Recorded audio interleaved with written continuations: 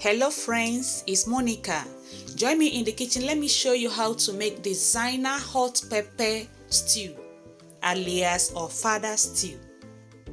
First, blend and cook to dry the major ingredients: the bell pepper, the chili pepper, onions, and ginger. When you are blending the ingredients together, don't blend it to be too smooth, okay? Now pour into a pot and then cook to dry. Next, we are going to bleach the palm oil. Someone asked me, can I use vegetable oil? Yes, you can use any vegetable oil, but mind you, it's not going to be the same. It's not going to taste the same. Next, I am going to fry the meats I will use for this stew. You can use any meat of your choice. You can either fry the meat or you roast the meats in the oven. When the meat is fried, remove and set aside. Next, fried onions and then add OKPEI to the oil or locust bean seed. Then add the pepper mix and fry for like 10 minutes. Listen to this tip. If you want to get this stew right, just use the amount of pepper, especially chili pepper, that you can tolerate. After 10 minutes, add the seasoning powder and then crayfish, the cooked and peeled eggs, and it is almost ready.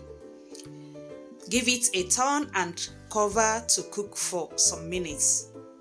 If you like what you're seeing, please encourage me by saving the video for future reference, share the video, and also leave me a comment.